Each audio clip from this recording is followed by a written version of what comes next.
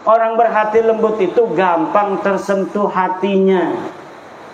Makanya Bang Haji Rhoma Irama itu maunya begitu. Saya batalkan nasab ente, tapi kita bersahabat. Yang biasanya minjemin marawis, ya kita minjeman lagi. Yang biasanya kita ngobrol, kita tetap ngobrol. Yang biasanya kita ini adalah kerja bareng, kita kerja bareng. Yang biasanya bisnis bareng, kita bisnis bareng. Yang udah kagol punya mantu Balawi, nggak apa-apa, jangan suruh cerai. Kita hanya tidak percaya mereka cucu Nabi. Bukan berarti kita memutuskan segalanya. Itu memang yang diungkapkan oleh Bang Haji Rhoma Irama. Banyak sekarang video bermunculan tentang framing-framing Haji Rhoma Irama. Katanya telah membela kaum Ba'alawi yang sambung kepada baginda Rasulullah Muhammad SAW. Nah, ini yang perlu kita harus garis bawahi dan harus kita mengerti ya teman-teman. Apakah memang benar Bang Haji Rhoma Irama itu mengakui keabsahan nasab dari kaum Ba'alawi yang sambung kepada baginda Rasulullah Muhammad SAW? Nah, untuk lebih jelasnya dan lebih mengerti serta lebih detailnya, mari kita simak video berikut ini yang disampaikan oleh Kiai Haji Imaduddin Al-Bantani. Selamat menyaksikan. Tapi ini hanya framing-framing saja. Ada Rhoma Irama nangis sama Habib, di framing Rhoma Irama tobat. Rhoma Irama itu memang beliau itu wataknya begitu, itu watak orang Banten. Beliau ini kan masih keturunan Sultan Agung Tirtayasa. Orangnya kalau ditantang galak, tapi kalau dilembutin nangis. Itu ciri-ciri keturunan Sultan Banten. Jadi kalau di tantang ya makin galak. Tapi kalau misalnya tersentuh hatinya, jangankan lagi masalah yang besar, masalah kecil aja ngobrol begini ini bisa nangis kalau orang Banten.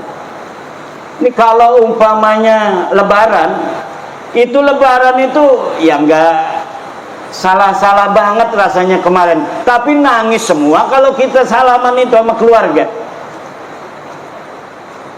Ada sepupu saya kalau jadi imam ngegerung-gerung, kalau ngobrol tersentuh sedikit ngobrol langsung nangis.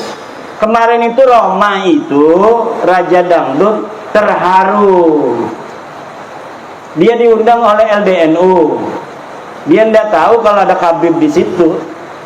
Diundang oleh LDNU untuk memberikan kisah bagaimana dakwah beliau dengan musik. Nggak tahu kalau ada Habib. Nah, ternyata Habibnya nggak marah.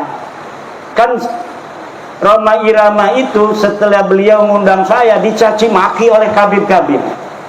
Kata Rhoma Irama, saya tidak percaya ente itu cucu Nabi, tapi bukan memutuskan persahabatan. Kita tetap sahabat. Beliau ini sahabatnya Rizik Syihab. Beliau ini sahabatnya para kabib-kabib. Saya hanya tidak percaya kamu cucu Nabi saja. Kalau berteman kita biasa. Wong namanya mengakui cucu Nabi atau bukan itu bukan rukun iman kok. Saya hanya tidak percaya kamu cucu Nabi, tapi kita tetap bersahabat. Tetapi Rizik Syihab nggak mau, malah mencaci maki.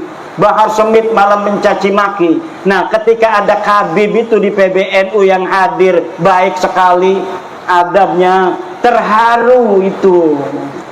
Bang Haji Rhoma Irama terharu nangis karena beliau, saya kan pernah beberapa kali ngobrol. Ya kadang-kadang ngobrol sama saya nangis juga. Ngambil tisu. Ya begitu orang yang berhati lembut. Orang berhati lembut itu gampang tersentuh hatinya. Makanya Bang Haji Rhoma Irama itu maunya begitu. Saya batalkan nasab ente, tapi kita bersahabat. Yang biasanya minjemin marawis, ya kita minjeman lagi. Yang biasanya kita ngobrol, kita tetap ngobrol. Yang biasanya kita ini adalah kerja bareng, kita kerja bareng. Yang biasanya bisnis bareng, kita bisnis bareng. yang udah kagol punya mantu Balawi, nggak apa-apa, jangan suruh cerai. Kita hanya tidak percaya mereka cucu Nabi, bukan berarti kita memutuskan segalanya. Itu memang yang diungkapkan oleh Bang Haji Roma Irama, cuma di framing. Coba lihat itu framingnya. Bang Haji bertobat, dengerin apa yang diomongin Bang Haji, apa benar dia ngomong bahwa Balawi sekarang secucu Nabi? Nggak ada, itu hanya framing. Karena Bang Haji Roma Irama pengennya begitu. Saya batalin itu nasab ente bukan berarti kita bermusuhan, karena memang tidak ada dalilnya. Ente ngaku tahun 895 Hijriah, sebelumnya ndak ada. Sedangkan orang yang diaku itu hidupnya tahun 345 Hijriah. Nah, di dalam tahun 345 Hijriah sudah ada kitab nasab, keturunan Nabi dicatat semua, tapi ente nggak ada. Katanya ente turunan Ubed nggak dicatat sebagai keturunan Nabi. 550 tahun di dalam kitab Silsilatul Alawiyah nggak dicatat, di dalam kitab Tahdhibul Ansab tidak dicatat, Muntaqilatut Talibiyah tidak dicatat, Al-Majdi tidak dicatat. Itu semua di abad 5. Masuk ke abad 6 ada kitab karya Imam Al-Fahru Raji, Kiai Haris. Imam Al-Fahru Raji itu seorang ahli tafsir, ahli usul fikih.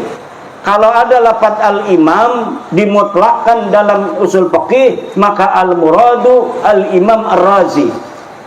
Nah, beliau menulis kitab nasab. Beliau menulis kitab nasab namanya Asy-Syajarah Al-Mubarakah. Beliau menulis Ahmad bin Isa punya anaknya cuma 3, Muhammad, Ali, dan Husain. Tidak ada anak yang bernama Ubed. Itu tahun 597 Hijriah. Kemudian muridnya penulis kitab Al-Fahri itu wafat 614 Hijriah. Menulis juga tidak ada nama Ubed sebagai anak Ahmad bin Isa.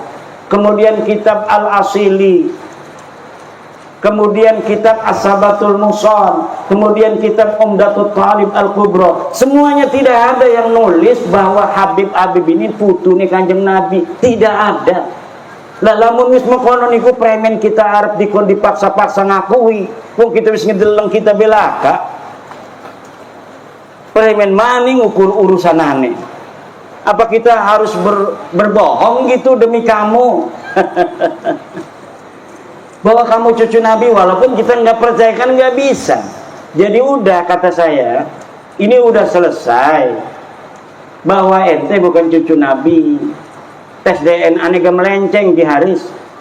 Wong India, wong Kaukasus, bukan orang Arab, nggak ada keturunan Arab sama sekali jalur laki-lakinya itu, nggak ada. Maka sudah beres saja biasa. Ayo kita bareng-bareng lagi.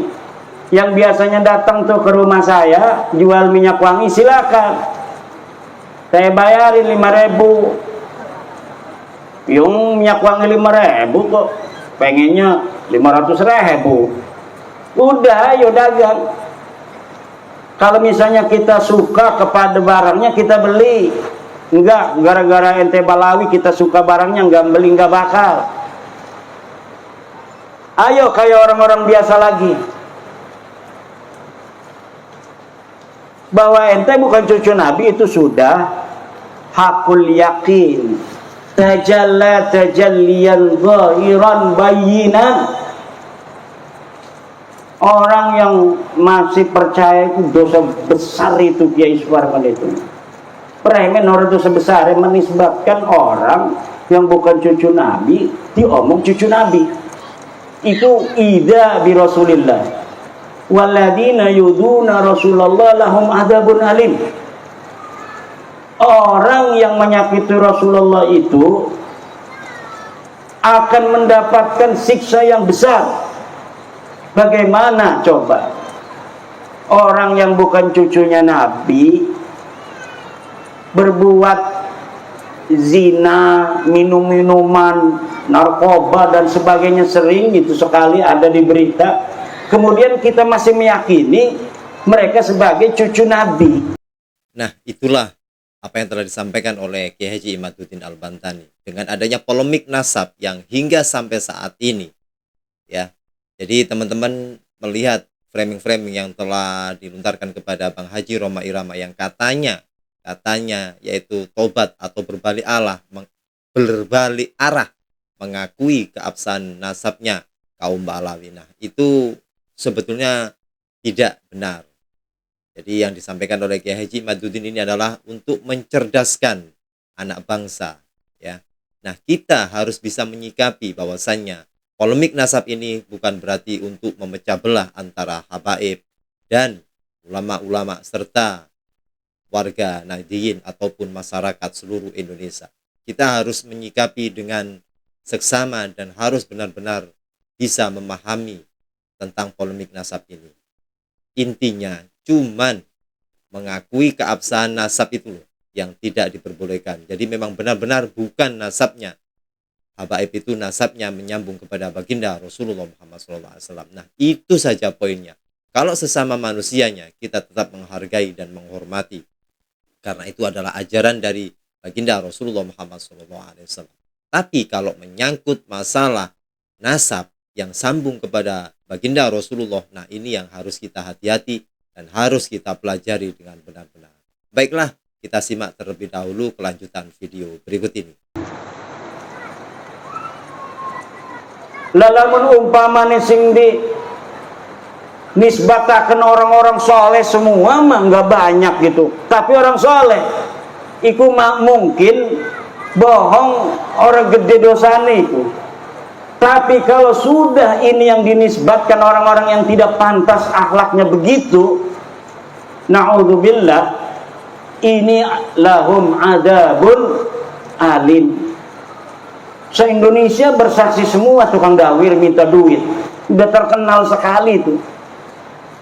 Semua orang, kalau yang saya ketemui kiai-kiai ngomong, alhamdulillah Kiai Imad, gara-gara Kiai Imad sekarang tidak ada lagi yang keliling minta-minta, maksa-maksa minta duit. Itu hampir di setiap daerah. Sampai wakil Rais Am PBNU ketemu saya nggak mau sebut namanya, takut nanti dimarahin. Ketemu saya, Kiai Imad, setelah Kiai Imad ini nggak ada lagi tuh yang keliling-keliling ke rumah minta-minta duit katanya. Jadi yang didawir itu pengurus MWCNU, bukan hanya tingkat MWC, tingkat ranting, tingkat Suriah pun mereka berani dawir. Suriah, PBNU berani didawir sebelum bab nasab ini. Sampai-sampai itu Rais Suriah PWNU Jawa Tengah, Kiai Sodakoh, saya pernah lihat di YouTube-nya. Saya kangen nama Habib, katanya beberapa tahun ini nggak ke rumah-rumah saya. Saya pernah lihat YouTube-nya itu. Nah ini jadi bukan kiai-kiai kampung aja yang didawir, Kiai Parman, sampai kiai PWNU, kiai PBNU itu juga kena dawir. Pertama saya untuk meneliti itu bukan karena dawir, karena memang saya itu tidak berada di daerah yang sering kena dawir. Di daerah saya itu memang tidak kayak di daerah lain. Habib ada, ke rumah saya juga ada, tapi nggak berani maksa gitu. Nah kalau saya dapat cerita di Banyumas, di Kebumen, itu maksa. Makanya kiai-kiai cerita. Nah saya itu meneliti nasab mereka bukan karena dawirnya, tapi karena kesombongan akhlaknya kepada kiai-kiai kampung, kepada kiai-kiai Nusantara. Ini yang membuat saya kemudian meneliti nasab mereka, dan ternyata sudah jelas bahwa mereka bukan keturunan baginda Nabi besar Muhammad sallallahu alaihi wasallam. Yai, udah setengah 12 ke Bandar Lampung 2 jam. Besok kita ada acara lagi yang mau ikut dialog. Nah, kalau dialog itu nanti tanya jawab. Kalau tanya jawab enak kan? Ada, biasanya bukan hanya bertanya itu Kiai, ada yang curhat. Makanya nanti direkam itu yang curhat-curhat untuk pembelajaran bagi masyarakat luas, bahwa inilah yang terjadi selama ini yang tidak diketahui mungkin oleh pemerintah. Jelas ya teman-teman apa yang telah disampaikan oleh Kiai Haji Imaduddin Al-Bantani. Jadi intinya kita sebagai orang awam yang notabene yang tidak mengetahui tentang Dzurriyyah Rasulullah, dengan mempelajari polemik nasab ini melalui media sosial yang dikaji oleh Kiai Haji Imaduddin Al-Bantani, akhirnya kita mengetahui. Intinya jangan sampai kita ini dibodohi oleh orang-orang oknum yang mengatakan cucu Nabi, akhirnya membodohi kita dengan dawir-dawir yang telah dilakukan kepada umat, yang akhirnya kita itu tanduk atau tunduk takluk kepada mereka, yang akhirnya kita mengorbankan harta kita ya untuk memberikan kepada oknum-oknum tersebut. Nah, inilah yang dikaji oleh Kiai Haji Imaduddin Al-Bantani, oknum Habib yang mengakui sebagai Dzurriyyah Rasulullah, dan memang mayoritas kalangan Habib itu tidak sambung kepada baginda Rasulullah Muhammad SAW. Oke teman-teman, bagaimanakah pendapat Anda? Silakan tulis di dalam kolom komentar. Terima kasih. Jazakumullah khairan katsira. Wassalamualaikum warahmatullahi wabarakatuh.